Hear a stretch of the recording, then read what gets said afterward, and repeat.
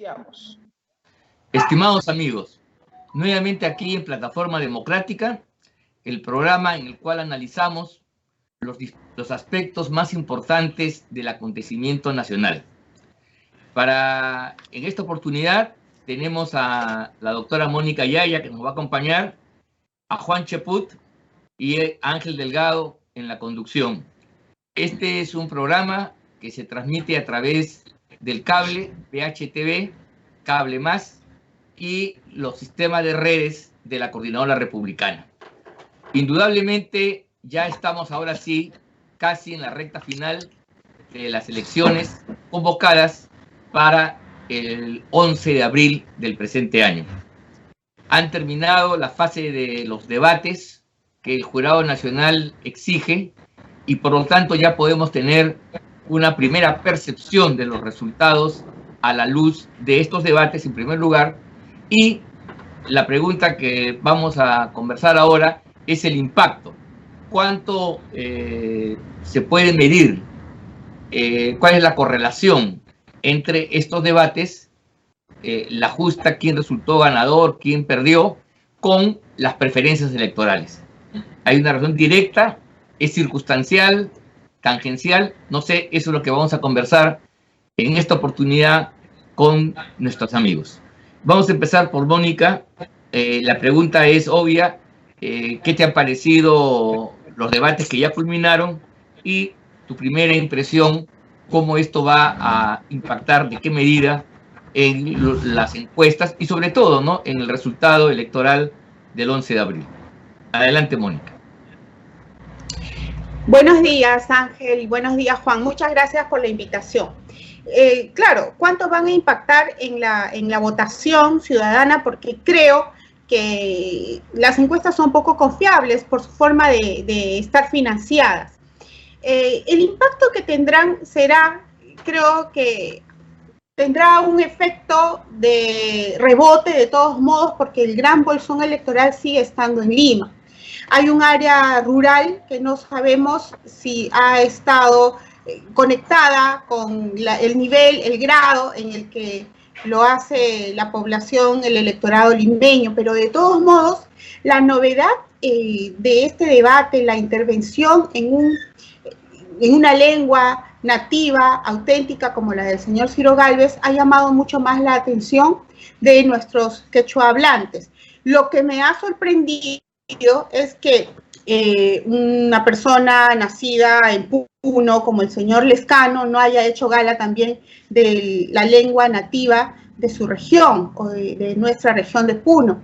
Entonces, creo que hay un impacto en el electorado, hay un impacto de todos modos en la forma de presentarse, aunque creo que el tiempo que se concede a los participantes no es el suficiente como para realizar un debate, un contraste de ideas, un contraste ideológico, porque, por ejemplo, en el primer tema que se ha estado debatiendo, que es el de la pandemia, un asunto crucial es el de la compra de las vacunas.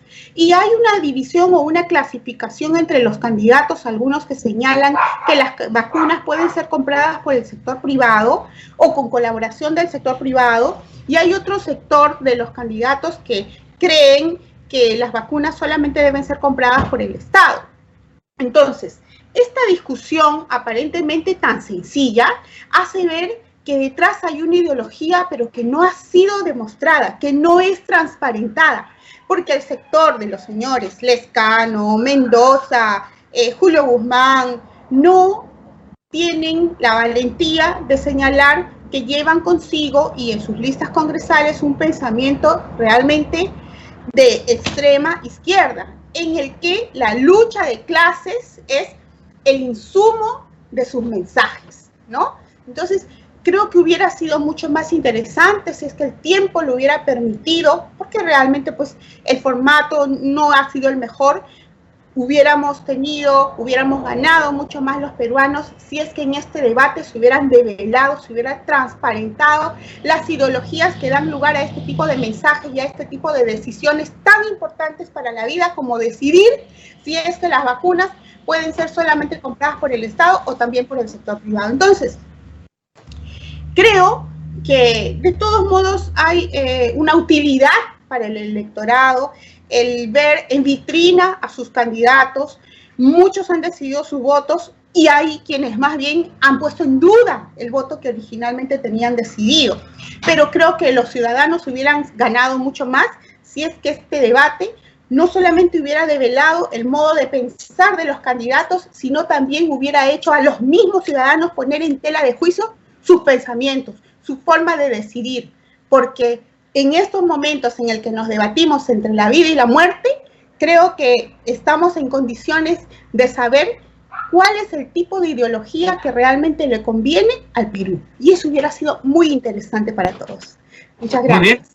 Evidentemente, esto que tú dices no queda transparente, es una incógnita y hay que rebuscarla, hay que hacer un esfuerzo de profundizar en el análisis para llegar a una conclusión. Pero mira tú, hay formas de ver este tema, ¿no? El debate puede ser expresión de una confrontación parecida a los torneos de oratoria o juegos florales que a veces teníamos en los colegios o en las universidades hace un tiempo, ¿no? Y evidentemente hay gente que tiene mejores condiciones para expresar, para hablar, para la mímica, para la expresión corporal. Y eso yo creo que ha sido claro. Pero ver la cosa de esa manera significaría entonces que los señores Bengolea, de repente Ollanta Humala y Rafael Santos, digamos, ahora a partir de su buena performance en el campo de la comunicación, en el campo de haber planteado las cosas de cierta manera con mayor éxito, estarían catapultados ahora a los primeros puestos de la tabla de preferencias electorales, o las decisiones que toma el país tienen una suerte de camino más soterrado, una suerte de corrientes profundas que los candidatos expresan de uno u otro modo, ¿no? Eso es lo que yo quería preguntarle a Juan. Y a la luz de eso ver pues el peso que tiene el debate en esta configuración, sobre todo en un momento en el cual, como lo hemos definido en alguna oportunidad, la sociedad está polarizada. Hay una suerte de enfrentamiento claro a las políticas que se han implementado en los últimos años, marcadas por la impronta de Vizcarra y el vizcarrismo, y de esa manera entonces eso es lo que está más o menos hoy día partiendo de la sociedad. De ahí quizás el éxito de lo que dijo Rafael Santos al plantear las cosas directamente a la yugular, como podría decirse. Bueno, tu opinión al respecto, Juan. ¿Es un torneo de oratoria o es que los candidatos expresan corrientes más profundas que operan en la sociedad? Muy buenos días, Ángel. Cuánto quisiera que sea un torneo de oratoria. Quiero primero saludar a Mónica y a su siempre interesante y didáctico comentario. Una bienvenida a Mónica Yaya, inteligentísima como siempre. Bueno, lo que yo quisiera señalar es que esto no es un paso oral, no es un debate, mi querido Ángel, es un paso oral. No hay pie para la improvisación, no hay pie, salvo que lo fuerces, para lo político. Tú sabes, inclusive con anticipación, cuáles son los temas, es decir, es un paso oral con balotario. Inclusive sabes con quién te vas a enfrentar y por lo tanto puedes preparar los argumentos para atacar o defenestrar a tu adversario. Y también sabes la ubicación, es decir, quiénes van a estar a tu derecha y a tu izquierda, para que en cierta medida no te sorprenda con incomodidad la presencia cercana de algún antagónico, ¿no? Entonces, es lo más descafeinado que puede haber para que se pueda analizar el temple del político. Todo el mundo va preparado, todo el mundo va con detalles memorizados, todo el mundo va con sus ataques predeterminados. Es decir, no hay absolutamente nada que quede para la improvisación, para la respuesta rápida, para la capacidad de poder confrontar con un argumento distinto, con la innovación como consecuencia del argumento encontrado. No hay nada de nada. Es lo menos político que puede haber y con eso se le hace un tremendo daño a la democracia. Pero a pesar de todo eso, tú ves de que los debates en el país, que lamentablemente nuestra sociedad se está acostumbrando, no es exigente nuestra sociedad, ese es un tema aparte, yo he dicho que nuestra sociedad está involucionando, hay una insignificancia en la política y la sociedad también se está volviendo insignificante, utilizando términos de Cornelius Castoriadis, cada vez menos influyente y cada vez menos exigente. Entonces, se contentan con el espectáculo, ¿no? Con quién agrede más, con quién insulta más, o quién hace aspavientos, quién aparenta ser más conocedor de un determinado tema, y se olvidan de analizar trayectorias, se olvidan de analizar profundidad, se olvidan de todo eso. Por eso es que los ganadores que hay son ganadores episódicos, ganadores así absolutamente espumosos, no consistentes. Hace 3 días hablábamos que el gran triunfador del debate, bueno, hablaban otros, era Alberto Bengolea. La gente ya se olvidó de Bengolea, ahora están hablando de Rafael Santos, ¿no? Y mañana ya ni siquiera hablarán de Santos. Entonces, creo yo que este debate va a influenciar, pero por el lado de la decepción, por el lado del parto de los montes, que mucha gente esperaba más de aquellos que estaban punteros en las encuestas y han demostrado una profunda mediocridad. Gente que ha leído, como Rafael López Aliaga, él ha argumentado que ha estado enfermo. Para mí no hay justificación. Una persona que estaba más enfermo que él ha sido Ciro Gálvez y ha tenido un discurso mucho más estructurado y sin necesidad de leer, por ejemplo, ¿no? Y con COVID, ¿no? Con problemas respiratorios y todo ese tipo de cosas. O sea, el estar enfermo no es óbice, no es impedimento para que tú te desenvuelvas bien. Y has tenido a personas que, como Johnny Lescano, que siendo el puntero de las encuestas ha demostrado una total falta de consistencia en sus argumentos, que realmente linda ya con lo penoso. Y si retrocedemos a los primeros debates y nos acordamos de George Forsyth, por poner otro ejemplo de los punteros, o de la misma Keiko o de Verónica Mendoza, ambos con argumentos construidos, pues yo creo que ese debate solamente ha servido para que la gente se dé cuenta del lamentable nivel de todos los que están postulando a la presidencia, y más va a influenciar por la confusión, por el incremento de la duda y por el hecho de que mucha gente en estos momentos esté decepcionada y esté evaluando por dónde cambiar el voto. Y eso va a llevar a que este tramo final se convierta en muy interesante para ver quién sabe sacar provecho de estas circunstancias. Yo hasta ahora no veo ningún candidato que haya simplificado las dudas de los ciudadanos y plantee 2 o 3 opciones.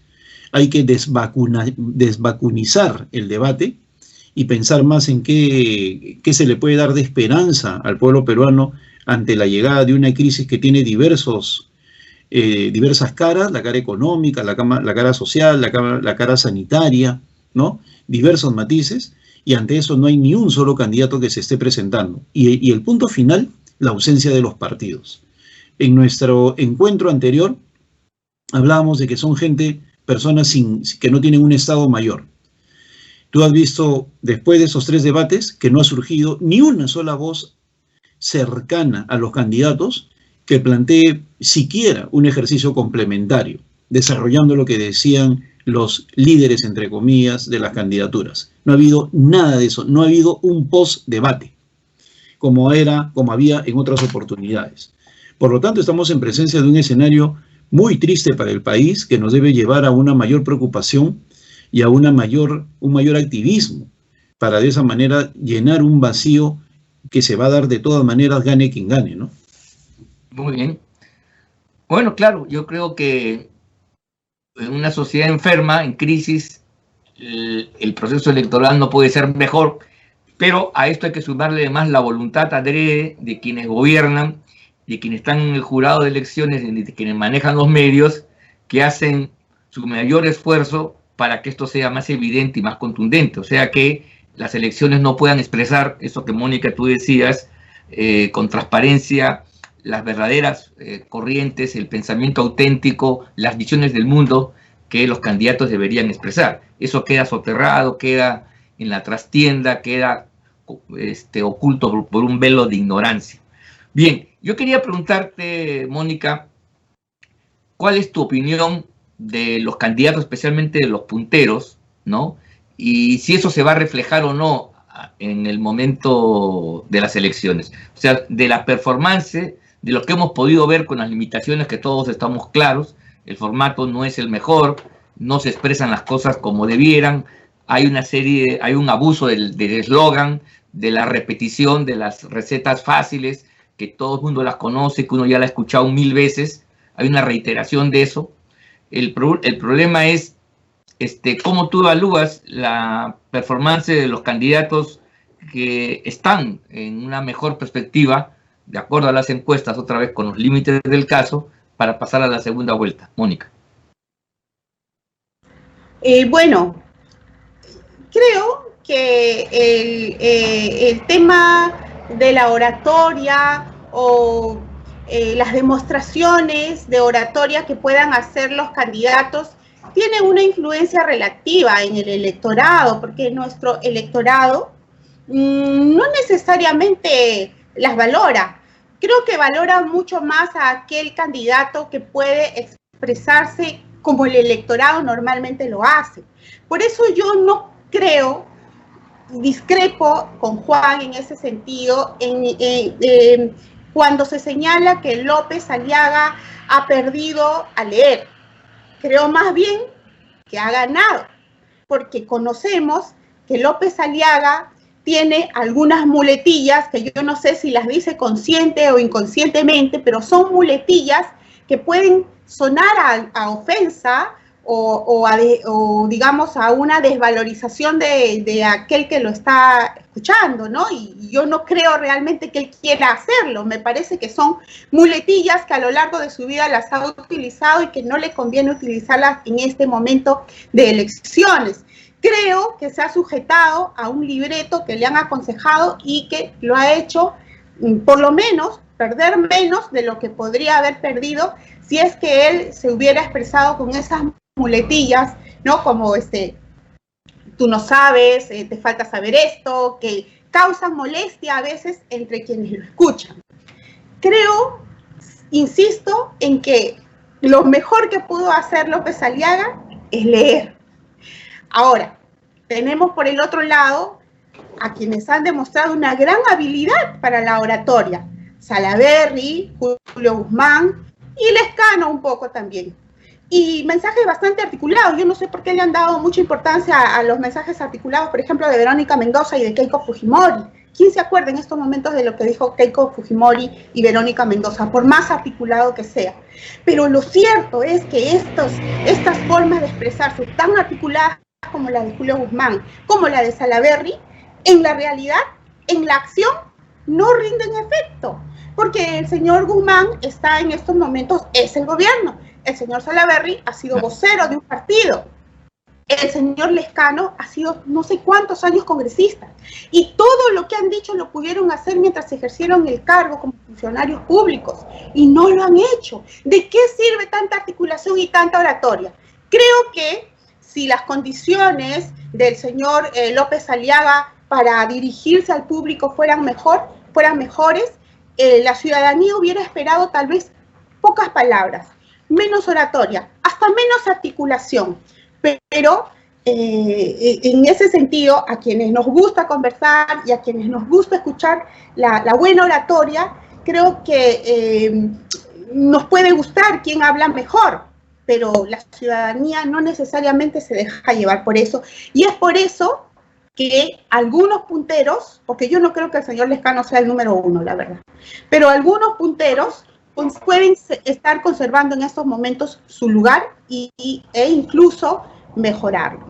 Muchas gracias. Bien, es un tema complicado y eso es algo que efectivamente vamos solamente a resolverlo cuando ya estas suposiciones nuestras se verifiquen o no el día en que se produzca la votación.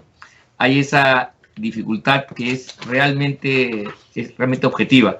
Mira tú, yo creo de que estas elecciones tienen una particularidad, porque quienes hablan de los debates y su importancia y le dan una gravitación, siempre traen a colación lo que sucedió, por ejemplo, en las elecciones municipales cuando Cornejo, gracias a un buen discurso, insurgió y se convirtió en una alternativa a Castañeda, recuerden ustedes, y la última, sobre todo, en la cual Muñoz apareció casi de la nada y finalmente desplazó a los que estaban punteros y se aupó con el primer puesto y la alcaldía de la ciudad.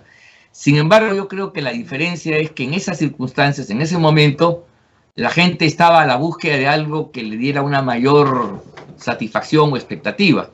Los candidatos Freyardo, el propio Urresti, que estaban en la punta, no representaban eso, y entonces la gente andaba a la búsqueda, y el debate fue el momento, el crisol en el cual se produjo esto.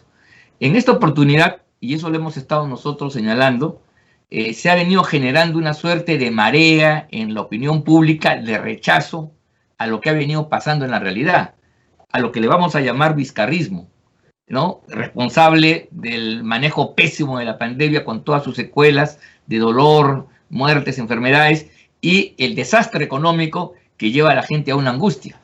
Hoy la corrupción tiene un nombre, en el corto plazo, se llama Vizcarra. Ya remontarse a los anteriores resulta histórico. Y eso es lo que la gente polariza.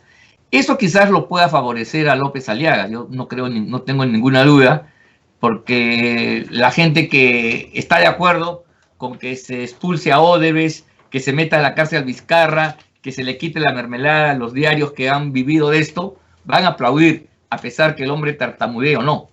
Pero también demuestra, y esto es lo que yo te voy a preguntar, Juan, los límites de liderazgo de López Aliaga. Yo esto hay que decirlo con todas sus letras, ¿ah? López Aliaga más bien es expresión de un cúmulo de protesta en la cual muchos de nosotros, Juan, tú, Mónica, nosotros hemos estado dando un combate contra el vizcarrismo y hemos ido sedimentando una opinión en contra. Lo que pasa es que esta corriente objetiva que hemos creado de rechazo y que ha venido creciendo no tenía una representación clara. No había un partido político que exprese tampoco un liderazgo. Si Hernando de Soto se hubiera puesto las pilas desde el comienzo, él quizás hubiera liderado este sentimiento de rechazo al vizcarrismo. Y digo más, me atrevo a decir más, si Rafael Santos, escuchen, hubiera aparecido un par de meses atrás, estaríamos hablando hoy día de Rafael Santos y no quizás de López Aliaga. No sé, esa es mi impresión.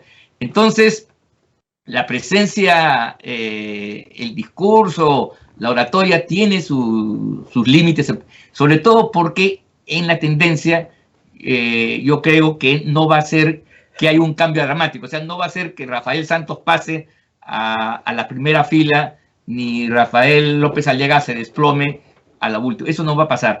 Sin embargo, sí estamos notificados de una persona que, teniendo una enorme responsabilidad, por ejemplo, no se prepara como debe, porque mira, si Forsyth, que es un hombre que no tiene las características, la trayectoria, ha podido recitar, y otros candidatos lo han hecho, ¿no? ¿Por qué no Rafael López Aliaga, que tiene virtudes que todos conocemos, ¿no? Está bien, creo que el tema de la comunicación, eso es una realidad, pero ha podido hacerlo mejor, y en mi punto de vista, él no debió leer, porque realmente en una sociedad televisiva, digital, visual fundamentalmente, eso no se ve bien. Y la transmisión, el hombre metido en el papel, solamente se le veía la cabeza calva, inclusive a veces se desubicaba del debate, porque había una crítica a él y él seguía leyendo el presupuesto, tal cosa.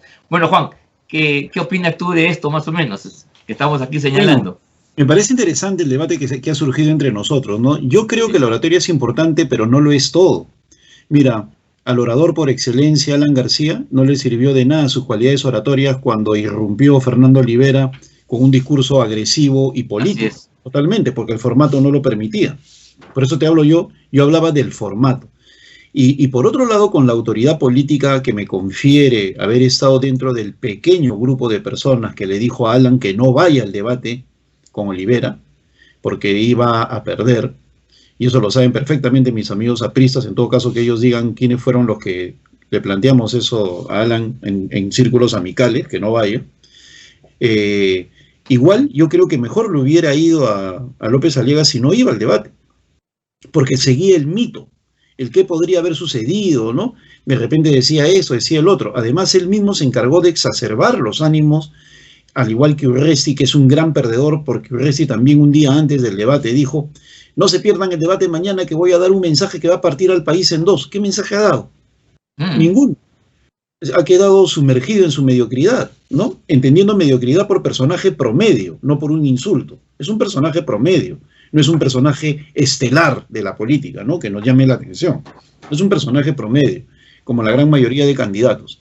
Y creo yo que el factor crítico de éxito de un líder consiste en convencer a aquellos que en esos momentos no están o siguiéndolo, o que no están de su parte, o que les falta algo, que es lo que tú decías, ¿no? O sea, sí, a la gente que admira a López Aliaga ya está convencida, es 7, 8%, 9%, pero él necesita un 14%, un 15%, y hacia ellos tenía que haberse dirigido de otra manera, o no iba al debate y seguía el mito adelante, o iba y planteaba posición, a pesar de que el formato en ese sentido es un poco difícil.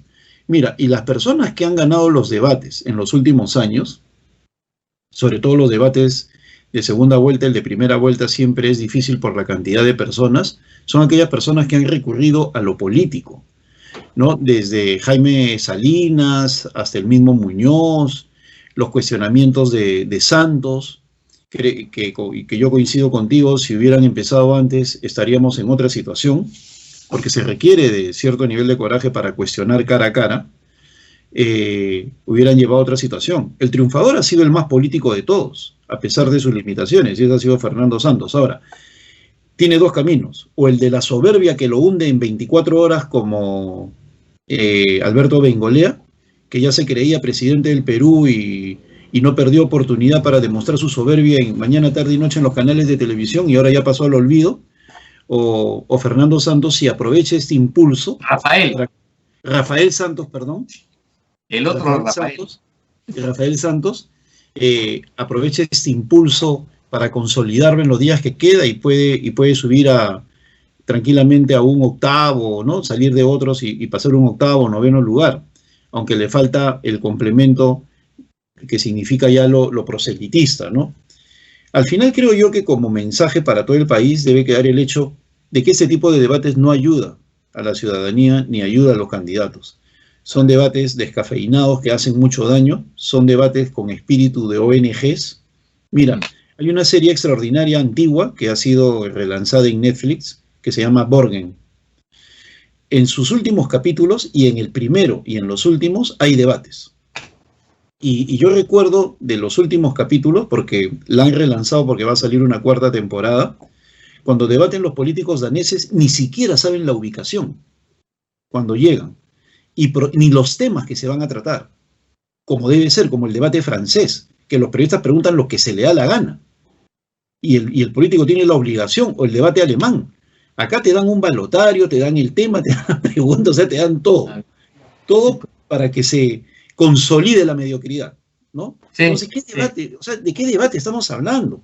Acá hay gran responsabilidad de estas ONGs que han pulverizado el concepto de lo político. No se insulte, no se agreda, no diga eso, no diga el otro. Cuando la política, por definición, es conflicto, ¿no? Pero ellos quieren a dos niñitos de primaria que se saluden así, estilo japonés, y que no pase nada. Entonces, ellos son estas ONGs que han tomado por asalto el Jurado Nacional de Elecciones con sus asesores y la OMP y todo eso, son las que están contribuyendo a que el personaje por excelencia para conducir la república, que es el político, sea una especie en extinción en el Perú. Así de simple. Están destruyendo a aquello que la ciudadanía ha denominado como el gran director, el político, o los políticos, ¿no? Que son los que conducen a una nación y la consolidan en un espacio, en una república, ¿no? Lo están pulverizando. O sea, el poder, el concepto de poder lo están diseminando, lo están pulverizando, y por eso el Perú está como está, invertebrado. Y acá lo que tiene que haber es una suerte de gran debate ahí sí, para minimizar nuevamente el papel de estas ONGs, que son las que verdaderamente le están haciendo un tremendo daño al país. Bueno, yo creo que eso es un tema fundamental, ¿eh? Coincido contigo que al trivializar la política, y entonces entramos a lo que en Italia se llamaba el cualquierismo, ¿no? Hubo una época en Italia donde el discurso democrático exagerado, exacerbado, llevaba pues a lo que finalmente se llamó allá el cualquierismo, y acá en el Perú lo hemos experimentado a cada rato y lo seguimos viviendo. La política, como todo conocimiento y toda práctica humana, tiene pues sus rictus, sus pautas, sus procedimientos, sus saberes y sus expertos. Y eso es algo que no se puede negar. Y negarlo está llegando justamente a esto que es una suerte de... La política pues es un espectáculo, es un divertimento, y eso creo yo que es uno de los temas de fondo que debemos dejar pendiente para una discusión. Y hablando de debates, no olvidemos una cosa, que Vargas Llosa, con su conocimiento, su inteligencia y su elocuencia, ganó el debate, pero no pudo ganar las elecciones frente a un chinito que con la justa mascullaba el castellano. ¿Se dan cuenta? Sí. Eso para que recuerden los amigos que quieren sobrevaluar los debates. Miren, yo quiero agradecerles a ustedes dos, a ti, Mónica, por tu participación en este evento. Mónica, no te he presentado al comienzo, pero creo que casi no necesita hacerlo por tu contribución a la causa democrática. Agradecerles una vez más, y a todos los amigos que nos están siguiendo, darles nuestro reconocimiento por el aprecio y decirles que nos veremos la próxima semana a seguir analizando y discutiendo los aspectos más importantes de la vida ciudadana. Muchas gracias a todos ustedes. Gracias. Gracias. Ha sido un honor.